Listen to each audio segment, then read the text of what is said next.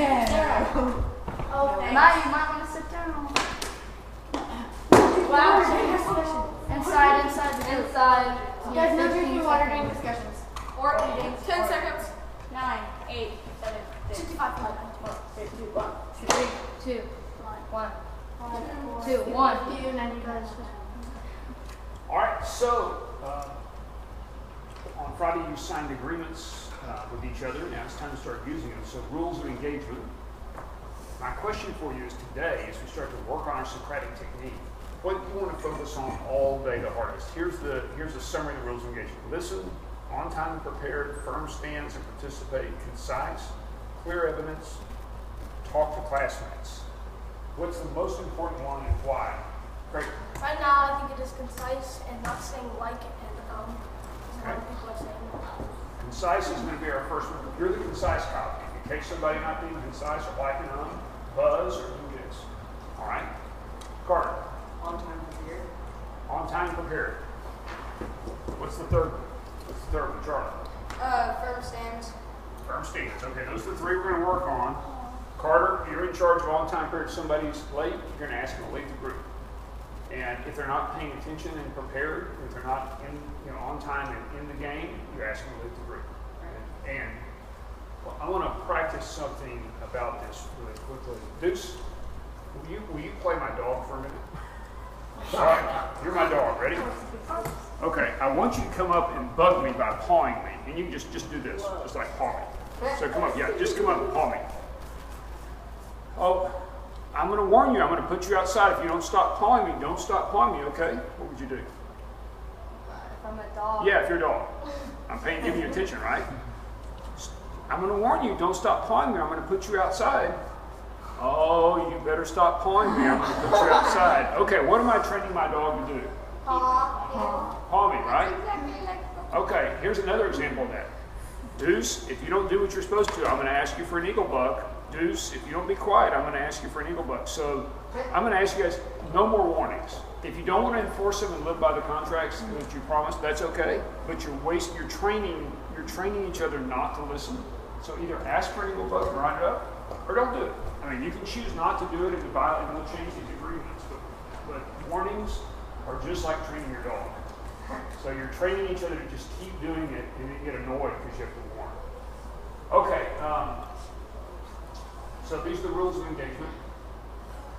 Here's a question for you about the personal learning plan. There seems to be some confusion about it. So everything here is why would you do it, right? There's not a good reason for doing it. If you're not excited, we shouldn't be doing it. So the most important thing about the personal learning plan, about this idea of showing you where we're marching across, and at the end of this, you being able to show someone what you're planning to do for the year. What's the most important audience? You, in order to motivate yourself, your parents, for some reason, the person you want to get an apprenticeship from, or the world. Which is the most important audience? Who's this directed to, and why? Kinsey. I think the person you want to get an apprenticeship from, because you're trying to show them like who you are and what you want to do and just kind of show them. But if your parents, they see you all the time and they kind of already know what kind of person. Agree or disagree, Craig? I totally agree because on your apprenticeship, that's really important. So it's really important to show them your portfolio on what you did and what you can do. So I show evidence of that I'm a hard worker at what I've done and evidence of what I can do. Nine? I partly disagree. I think it's important for the person you're going to be in the apprenticeship with, but I think it's mostly you. It's your personal learning plan, and you're not giving the plan to them. It's a plan for you. Kinsey. Alright, I disagree with myself and I agree with Anaya. I think it's yourself because it's your personal learning plan, and if you can't impress yourself, who else can impress? So is it to impress yourself, keep your motivation up, or make sure you have a sense of what's going to happen in the year? You've got kind of a view of the whole year. Because we're going to kind of do things. Which one of those is most important for you? The whole year. So if you just did a whole year of your exciting things in your life, volleyball, that you had your favorite music on it. That would be a great learning plan. Well, like what we were talking about yesterday, you want to make your weaknesses your strengths, and so you're you have a lot of strengths, not just one. So your serve's really good, but you need to work on sets. So that would be a good portfolio. No. I'm going to push you no matter what you say. So.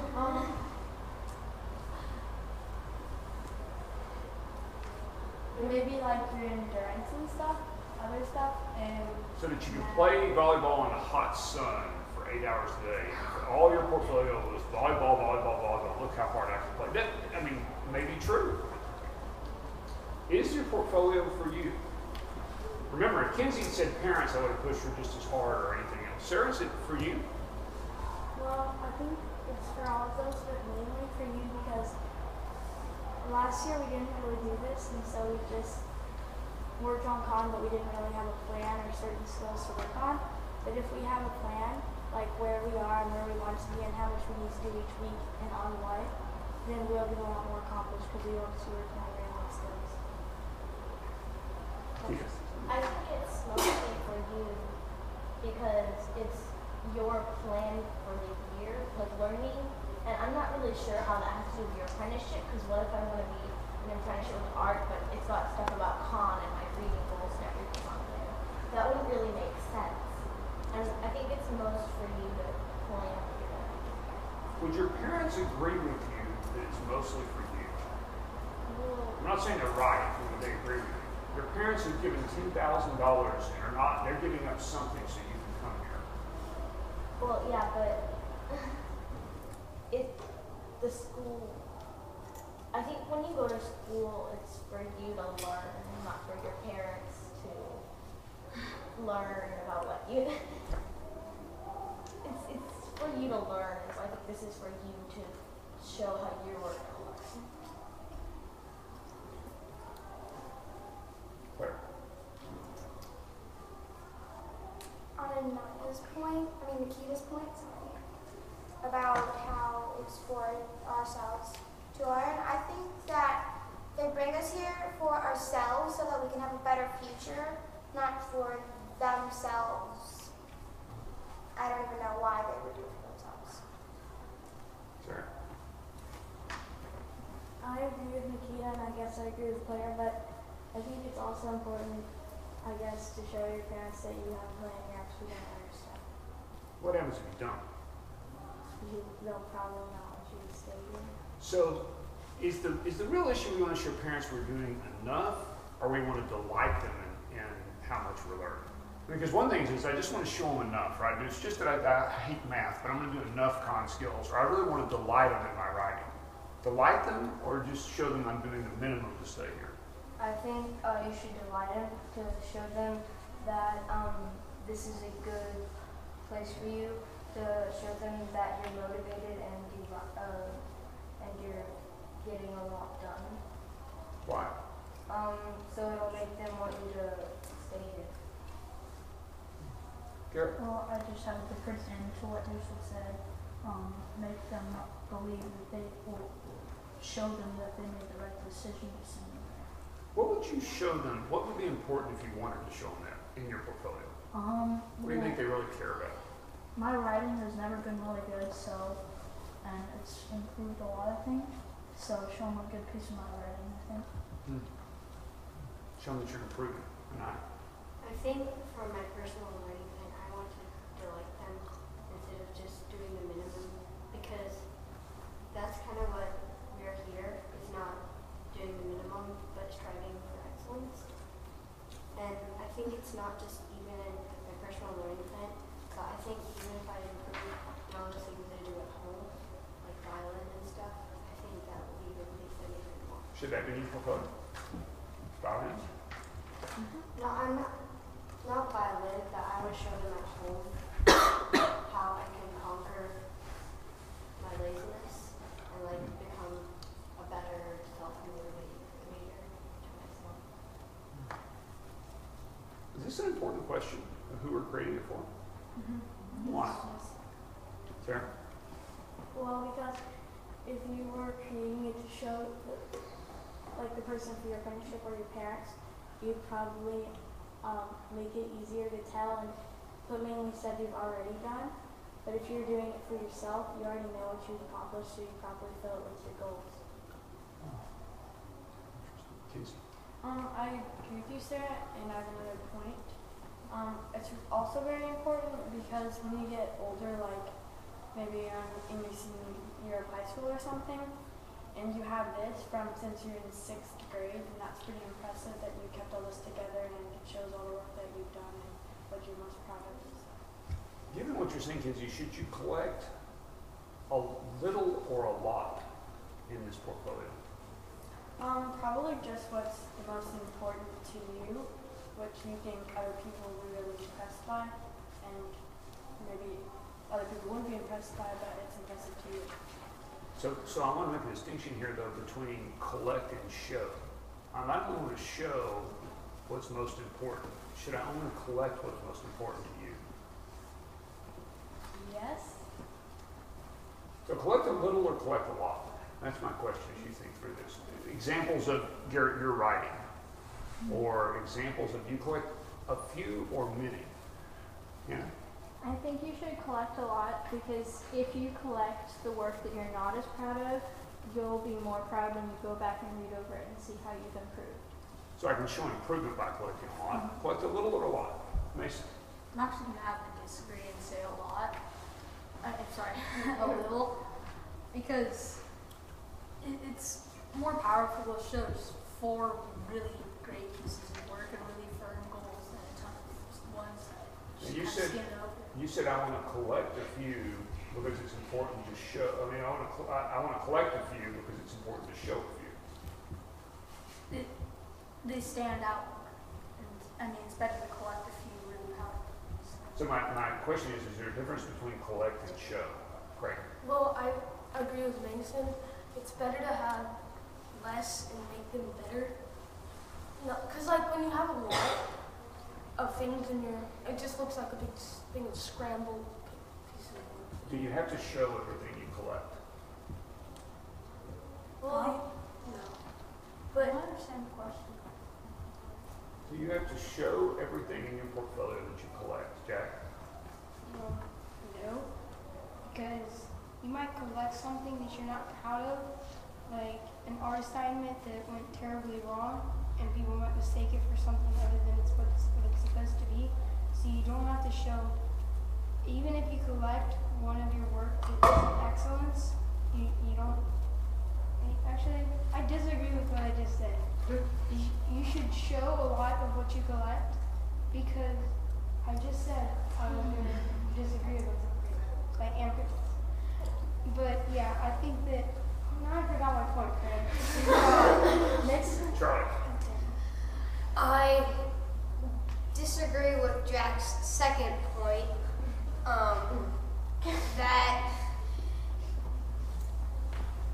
That you should collect a lot of things because maybe I have written 100 journal pages.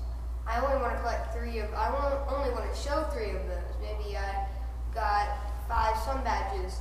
I only want to show a couple of those, so it's not like a huge binder. I can make it more concise and still very effective. Sarah? Thank you. Oh, I'm sorry, Charlie. Quick. Sarah? Well, I guess I'm not really sure about the question, but I guess it means like if you get together a lot of stuff, if you're showing it to other people, you don't have to show them everything. And I think it's important to collect lots of stuff for yourself to look at so you can see your own improvement and stuff.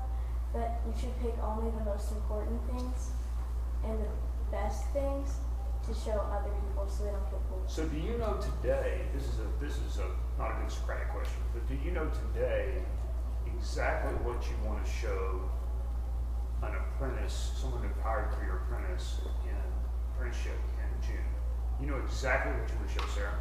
Well, personally, I don't really know yet, but I kind of feel like I'm not going to show them it at all because I think it was Samaya said, I don't really see how it connects to them. so I don't think I'm gonna show them. So, but if you were going to show your apprenticeship, you know exactly what you would show them now, Mason. Exactly, no.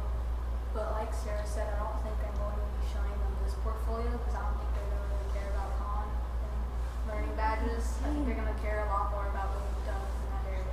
Okay, so you might pick out, if you're going to do film, the 3 films you show them that. But are you just going to collect film information? Or are you going to collect con as well?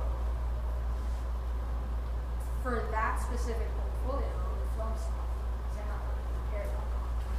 So what I'm trying to get to is the distinction between, the great thing about electronics is you can collect a lot. And then you can curate, and at the end of it, you can decide, I might switch apprenticeships. So I might want to have more things, I might want to choose one set of things to show from my track. Let's say your medical apprenticeship portfolio, should you choose to show it, is going to look a lot different than your golf apprenticeship portfolio. And so the more you can collect at this point, you can always sift through it, but the more you collect, you can always show a subset of that. You can show one subset to your parents, one subset to your one apprenticeship, one subset to another, and keep one for yourself. The beauty of these electronic portfolios is you can show anything, but you can collect a lot. So, but you still have to think about what to collect. So all of this up here, these are evidence tickets that we're collecting to show something. What I've learned in civilization, when I've been at flow, when I've had gifts.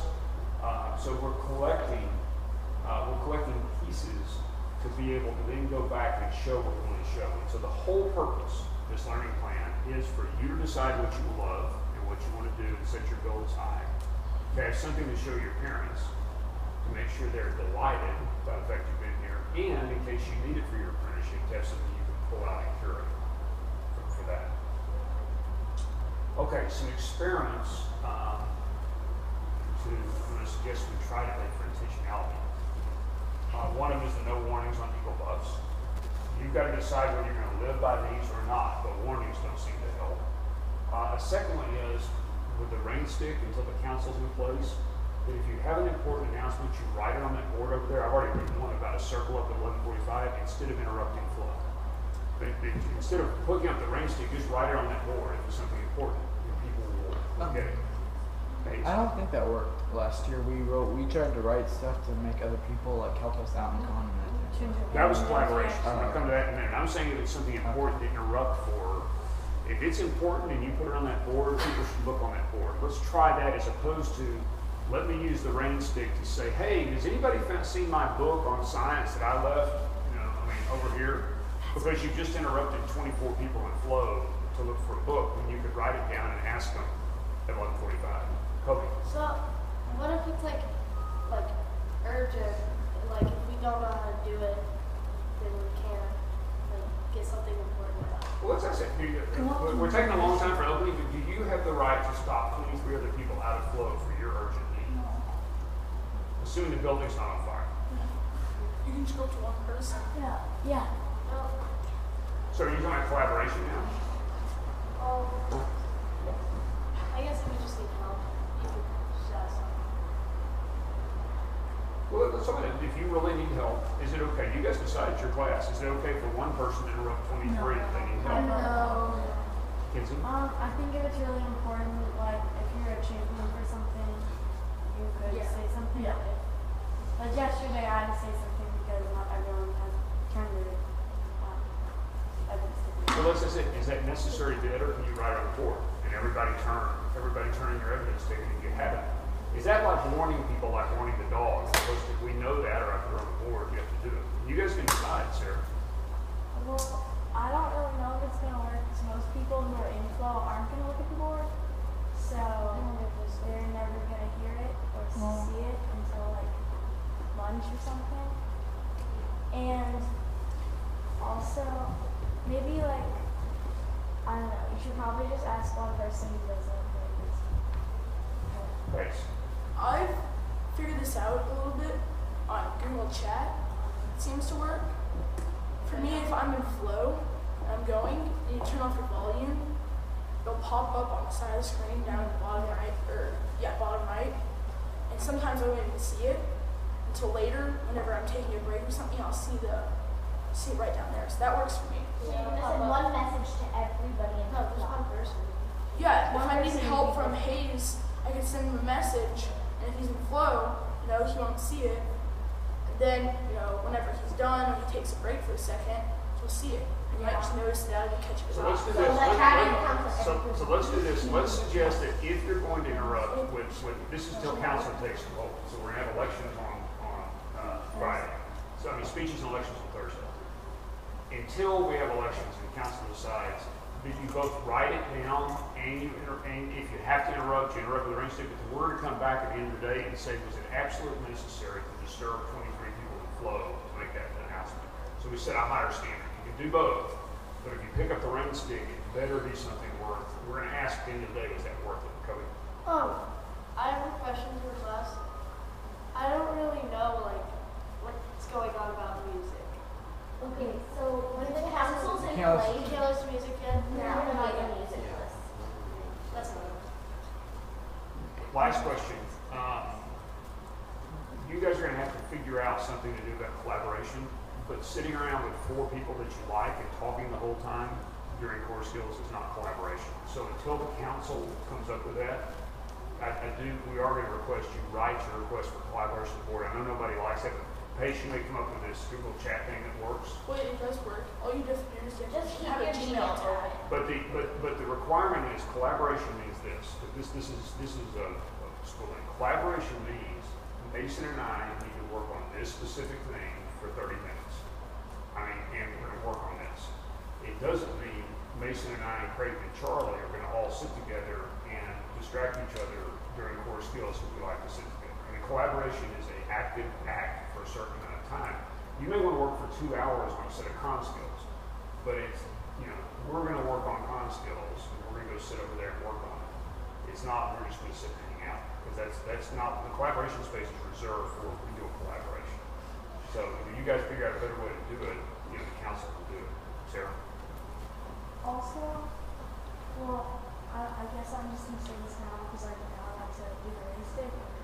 I know people are going to come aboard, but people who sit over there where you're allowed to eat food, sometimes sit there the whole time even if they're not eating. And that's kind of bad because it gets really crowded to people who actually want to eat there. Yeah, that's kind of my point. The council is going to have to figure out how this works, but until then, just sitting over there all the time eating and hanging out, that space is to go over there and eat something and go back to work, or something to go back to collaborate and go back to work. It's not to hang out all the time for 2 hours. And the council has to figure out how to do that, but at least until the council gets in place, we got a lot of work to do, and so being unintentional is not going to work.